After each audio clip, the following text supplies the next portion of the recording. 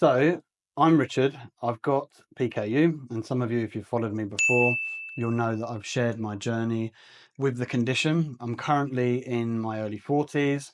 I live in the United Kingdom, but today I'm going to talk to someone who's been here throughout the whole journey, which is my dad. Ta-da. And so, Dad, what I'm thinking is like taking it right back to like day one or even before, in kind of you sharing kind of what you kind of felt when you kind of found out everything that was going on. Well, we were very young. Mm. It was pretty How scary. old were you? Just 18. And so, like, when you had me, it was the early 80s, right? Yeah, Yeah. So the condition was like distinctively different. different in how it was treated back then. And so for you at 18, I can't imagine what that'd be like, because at 18, I was like not operating in a mature way Well, at all at 18. I couldn't at take care of 18, myself. you're not. Well, that's what the doctors in London were worried about, weren't they? They were worried that we wouldn't cope or we wouldn't be able to give you, I suppose, the right path or treatment. And so like when you were you told in the hospital or did you get a phone call? No, they rushed you to the hospital and we just get up to the hospital. So we're driving to London with no knowledge of anything. Really, yeah, that was a bit, oh my God, what's going on? And like when they told you, obviously you knew no one who had the condition, right? Because that's the situation that a lot of people face, is that they get told and they don't even know what it is. Yeah, They don't know anyone that's ever had it ever. And then nowadays, you're they're blessed to have the internet, right? So you can yeah, turn straight to the internet and get some form of yeah. information. Well, it was none of that. No. So you didn't know absolutely no one at all. And so when they told you, what was what was like the conversation? If you, I mean, I know this is a really long Oh time ago, gosh, yeah, that is a long time yeah. ago. Can you remember anything from it, or is it just Just, like, I think we were just in shock, really, and not knowing anything, and then not really telling us anything. You just got a baby that you think's not well. yeah? Um, Well, it wasn't massively treated way like in a time frame not that long before. I can't remember off the top of my head.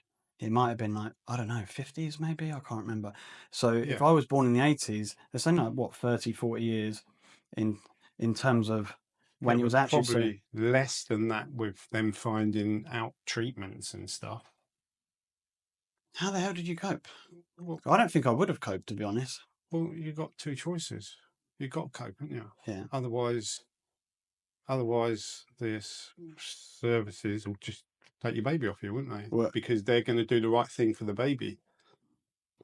But so then I remember you telling me that, or maybe it was my mum. I don't know. I can't remember that. That was one of the conditions. The conditions was that they would potentially look at taking me off you and putting me into social services because they thought that you were so young mm, that you were impressionable, right? And so that for the safety of me, they were kind of weighing that up. yeah, And so was that doctors? Was it doctors that kind of were talking to you in that sense? yeah, it was. I suppose it was Great Ormond Street's Mm. team of whoever um, making decisions when And so like when you can you it's a really long time ago, but can you remember like being told and then taking me home? Did I stay in hospital No, for you a period of stayed time? there. So I think what happened was they said we're going to be considering this, and I sort of, in no other words, were you ain't taking my baby. How long was it in for? Like Um, a few weeks or something. yeah, he was in a while the first time, but then we started coming home, going back every day, coming back, going back, going back. Yeah, and it was quite intense for the first 6 months, I suppose. But then how do you even financially deal with that? Because But you're traveling back and from London, right? And at a time when you're 18 and probably not working. I don't even know. So yeah, then, I've always worked, so I was working, but yeah, but it's just do it, isn't it? Yeah. And so, like, I think I'm perfect. Yeah, you're not. Yeah, I know. But when I look back, obviously, you look back through children's sort of brain and eyes, right? So your perception of it is probably distorted, right? And your perception is probably distorted because you're old now. But like as a child, Oh, hold on, yeah, you're not far behind me. yeah, true. Was you like when I was growing up? Was I like full of energy or stuff like that, or was there days where I got really tired? Or I don't ever remember you being tired. You were full of energy. I was or wasn't? Yeah, you was. I thought you was. Was there any like times where you felt like it was clear that I had it, or do you consider it like back then it was hidden? It's like a hidden disease, or did you see that? Was it clear that there were times when how I was acting or behaviour or whatever was because of the diet itself or high phe levels, or Um, was I naughty? yeah, what could be. But I don't think that was just being a kid. That Yeah. wasn't. I don't think that was anything to do with that. Of course, me and Mum we knew you had it, Mm. but there was, to other people, there's no outgoing signs, is there? Yeah. You look good. What's going on? I shouldn't have said Mm. that. It's all going on inside, isn't it? Yeah. Yeah. But he's just like a little normal boy. It's just when you come to eating and some of that stuff weren't good back then. What food products? Yeah, well, I remember. Yeah, I don't remember all of it, but I remember some of it, and some of them tasted disgusting. Luckily, food technology's kind of moved on Yeah, drastically, so there's a lot of products that there's more choice, and some of them still taste horrible. yeah, but back But then there was no choice. yeah, It's like give him this and that was it. Some days were a battle. because it was just repetitive. Yeah. Yeah. I remember recently when I was at the Birmingham PKU event, they shared the story of the first ever treated little girl. They shared what her daily diet was like, and they'd only just created like a Mm. supplement, right? So it looked like black tar that she was having to drink with like I don't know, like fruit or vegetables. I'm trying to remember, and I'm probably remember incorrectly, but when I looked at that as a diet, it was like, my God, that as a family having to deal with that, I don't know how Yeah. they dealt with that. Well, I suppose it's hard with any kind of disorder of any sort. If you're the new one who's Yeah, got it, then yeah, it's a difficult journey because it's all like, you're well, the guinea pig, right? yeah. Yeah, which is unfair for them, but it is just where it was at. Did you have support around you? Because I'm assuming that even friends, right? If, even friends that I know now still don't know the depth of kind of the No, condition and what I have to do in my day to day, even as an adult, right? But I'm assuming then that back when you were basically teenagers, really, there was uh, no, yeah, how did, only the hospital. There was only support from the hospital. I think our parents, mm, they were probably scared of it, not knowing, and you looked all right. yeah, So they were like, "Oh, he's all right. Just give him a bit of that. He'll be right." in They terms didn't of giving like food that, yeah, chocolate or something like that, But yeah, they, I don't suppose they had any idea how, the depth of it. well, if they weren't a part of the conversations Yeah, they weren't. of the impact of what could happen, then they won't know, right? No. There's still people now. I get people message me even now that say that, you know, even recently there was someone that said that their child was stayed overnight and the person had been feeding them chicken nuggets and stuff and was told. So it even happens now. But I could imagine back then there's no conversation anyway. Were there friends that knew? Then when you, because I look at me, and if I went back 15 years ago, how I explained it was just not good. Mm. I downplayed it. It Yeah, well, I wasn't, think you do downplay it. yeah, I think Maria was probably the only one that maybe understood a bit being a nurse, but nobody else really, yeah. really understood. and she's like my auntie, right? So Yeah. my mum's sister. So yeah, and that's my memory as well. Actually, is that she was probably the only one out of the three of you that were a part of it. No one else outside of that. That was my memory anyway, and I don't know if that Yeah, was the I'd case. say that was about right. When when you kind of would travel, did it cause any problems? Yeah, always. Yeah, it takes so much with you to do anything, isn't it? Yeah, But you still have to do yeah, I this. do now. Yeah, yeah, yeah. But that's just part of our life now. As an Mm. adult, you kind of become self-sufficient, right? And then you can kind of figure out how to do it through trial and error. A lot of error, a lot of mistakes and Yeah, stuff. mum would take everything. Yeah. Who took the bulk of the responsibility of the Mum, diet? yeah, definitely mum. Yeah, She was because because she was on it. You know what I mean? She took control and done it right. hmm, And so she knew I need X amount of this, I need this, I need this to come with us. it's a lot of pressure though, right? Yeah, there's a lot of pressure on her because she was only young as well. Yeah. Blood tests and stuff. That was hard on her, I think. I've got memories of being chased around the living room Yeah, yeah, table, definitely. and I Yeah, must have been really young then. yeah. That might be maybe my first memory of it, being chased around the table for Like blood tests. 3 years old or something. Yeah, maybe, I don't know. And the second memory I I couldn't have, do it. no, I had to go and hide. yeah, yeah, really? I Did you couldn't. really? I couldn't even stand the noise. You know, like What, screaming? yeah, I couldn't. I couldn't even be in the room. No, And mum, she had to deal with it. She was left with that burden. yeah, no. I remember when my boy had the Guthrie test when he'd, what, maybe, I don't know, 5, 6 days after he was born, maybe, and the lady done the heel prick and didn't warm his feet up, Oh, and right. then not enough blood come out, so Yeah. she had to do it again. And I think, if I'm right, she'd done it 3 times and was squeezing his ankle, and yeah, I was a little bit pissed off Yeah, I bet. because you know that Well, if you just warmed it she should up, know better than that. yeah, but she's probably doing thousands, right? Yeah, I know, but And I've got a trigger there, yeah, that she maybe doesn't have. That there's a memory, so yeah, I was not happy. I couldn't imagine having to do it all the time with a child, but they do it now. There's people that are still doing that now yeah. all the time. When you look back, what would you do differently? Because, and I say that because as parents, we always look back, right, and think, what can we do differently? I've done it like a million times, even now, and my boy's like not even a teenager yet. But if you could go back in time, what would you do differently, if anything?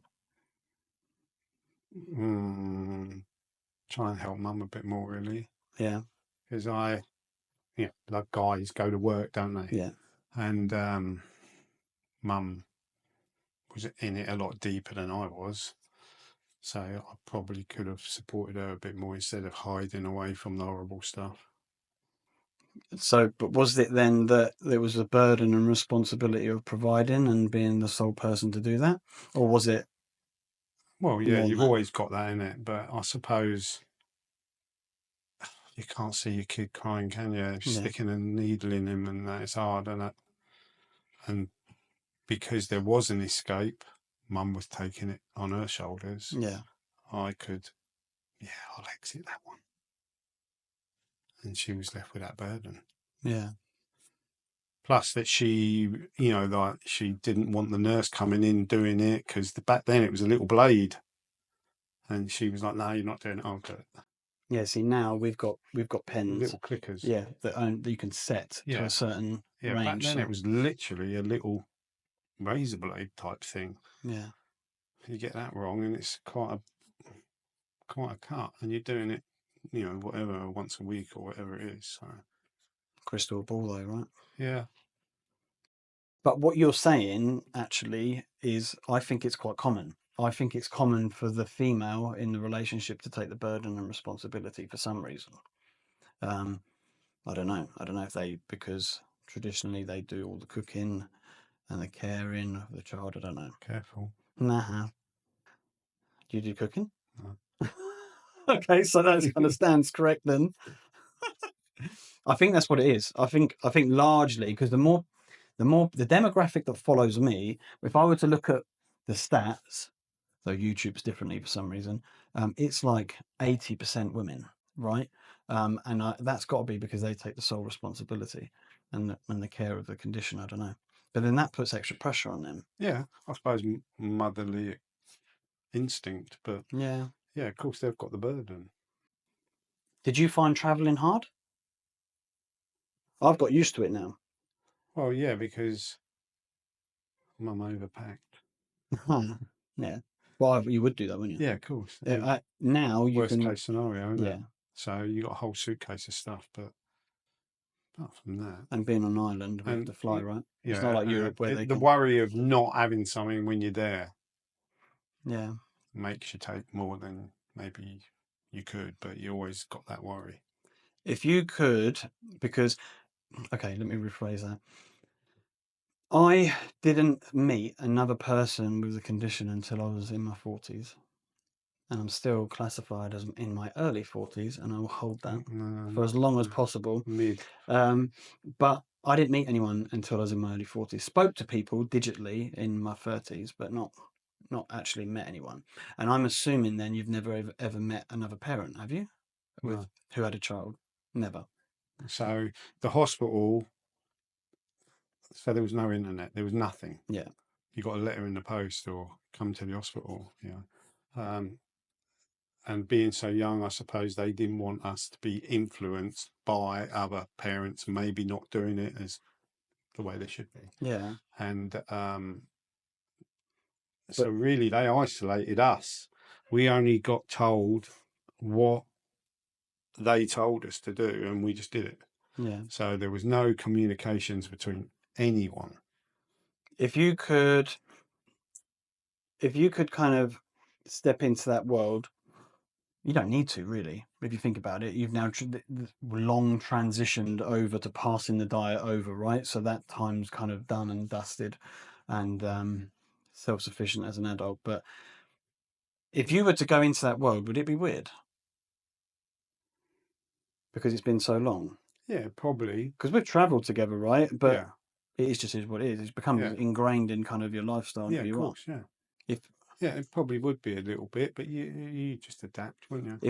if you actually could speak to a parent, like if there was a parent who just had a child born now and had the condition, what would you say to them? Like with because you've got like experience from a really young age, right? In a world that was very different. Yeah, it was very different. Yeah, So back then we had no communication. Now there's so much of it. yeah, They could, they could join groups or whatever, all these different PKU stuff, Facebook and Instagram. There's so much they can learn, and meeting people educates you more, doesn't it? yeah, And yeah. of course, we never had any of that. So if I spoke to someone, their journey is completely different Mm, to my journey. Like it's like 100 years ago. That not quite. not quite, but with nothing. People pick the phone up and Yeah, just go doo doo doo, and they've got an answer to something. yeah. There was none of that. All right, let me ask a different question. If I could eat anything based on all the food you've eaten, what should I eat and why? Well, good bit of steak's nice, isn't it? I don't know. I've got a clue. You've got to try a bit then, but you have to buy a nice bit. Yeah, but there's like that. People cook it all different ways, and Yeah, I don't even understand it. I don't even get that. The fact that they cook it all different variations. That when I ate an egg, I didn't even know how to cook an egg. I literally had to ask my wife to how I even crack it, which is ridiculous. Like, well, at yeah, one it's point, like, when I did it a second time, I got my daughter to do it for me. That's just ridiculous. well, it's not. If you think about it, if you've never done it Yeah. and Yeah. you don't know what it tastes like, it's like an alien coming down. Yeah, it was. So you think steak? Yeah. And Now I've done eggs. Eggs are quite no, low. with steak. I can't do a steak. If I were to eat a steak, steaks are really Just have a high. little bit. Yeah, I would And then have bring to. the rest around here. Yeah. All right, next time you cook one, I'll have one little piece and I won't be able to eat all day, but Yeah. I'll have that bit, I remember when the one memory that I've got is when we were abroad, is when we went skiing in France, and I didn't take my drinks, and I remember Yeah, crashing. you crashed out. I was up, I think You I was a teenager, wasn't I? And I crashed energy-wise completely. And I remember that a quite significant memory because loads of people kind of talked to me about supplements and taking it, and some struggled to take it. and I think at the time I probably didn't realise how much you'd crashed. Well, I didn't know. I've never crashed like that No, since. and I had never seen you do it, and I probably didn't fully take that on board. I only remember just having no energy, Yeah, yeah, no energy. like zero, and then having to be kind of walked off the mountain. But then I remember not taking it all week, and I weren't eating right either. Yeah, so learn from these things. Yeah. So in the future, so I've been lucky enough to kind of go to a few different events, and it's good for us. It's good for young parents, right? Because as young parents, they get to go and their kids get to meet other people, and as parents, they get to learn about new treatments and stuff like that. But for us with it, we also get to kind of network and meet up. But obviously, parents who now are not solely responsible for the diet of an adult, they don't really need to go that much. Though I have met ones that have, but not as many. Are you going to come to one in the future? Yeah, I thought we was going to Wales. Yeah, Wales is in. I think Wales is going to be in October, maybe. I'm not sure. It's end of the year. They did Scotland briefly, but um, yeah, there's been a few details, but not Yeah, massively. be a bit weird, wasn't it? But all What? these people that Yeah. when you were going through it as a baby, there was nobody.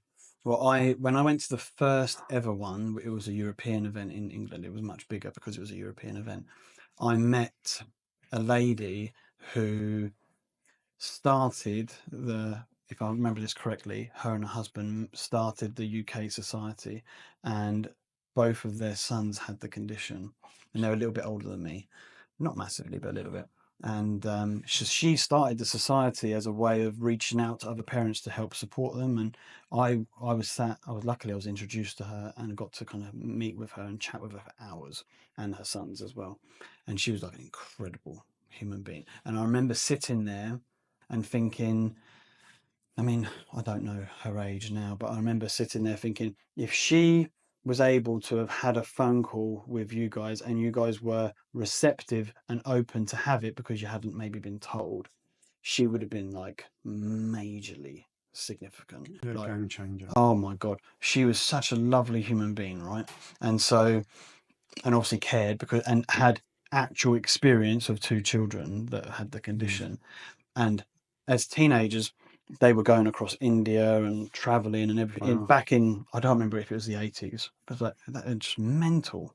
And so, if you would have met her, I think the life would have been massively different. I remember going back to my hotel room at the end of the day and just thinking, just mind blown, because if you'd have met them, I don't know you didn't what. have parents to help in that sense, but she could have been that Yeah, person.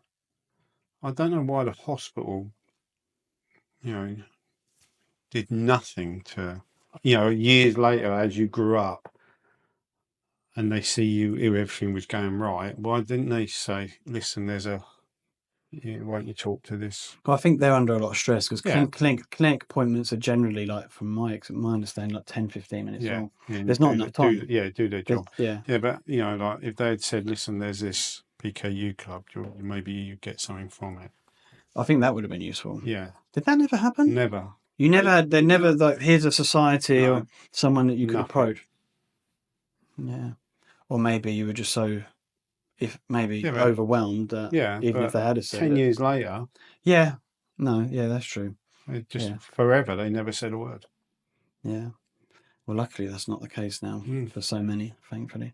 But if we get to go to Wales, then hopefully you can see it. When I went to the first one, first UK one, I was then asked to go on the panel of people who had the condition and was able to talk to people, which was crazy because there's a whole room of people, right? And it's the first time I've ever been, and yeah, already now yeah. I've got like a microphone in my hand. But hopefully, kind of then moving forward, you were able to get to come online, kind of see it.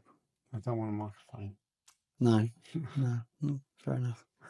Well, when I was on the podcast with Vitaflow and they interviewed me, I said there to them that I was really grateful for them, right? Because of the work that they were doing and the research that they were funding. and the platform that they were giving people like myself to kind of share my voice and experience and that.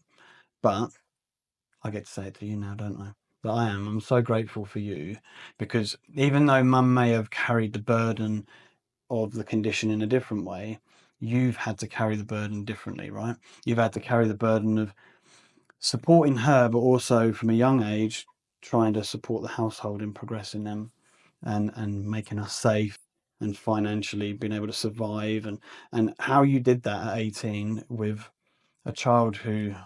had the condition I had. And I think I remember mum saying, I might have interpreted this wrong, but I think I remember her saying that you got told I had leukemia instead of PKU, or she heard it that way. Yeah, I I think she think, I'm not did. sure. Yeah.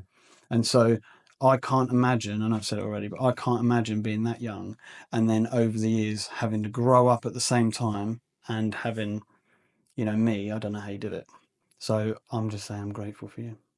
And I'm so fortunate that you too were there and that I didn't get taken away and put into a family that would have no understanding at Yeah. all. Yeah, I That'd don't be back think then. even at 18, I'd have been Braveheart. They wouldn't have been No, taking my kid off me. no. If Yeah. whatever we had to learn, we'd learned it. Yeah.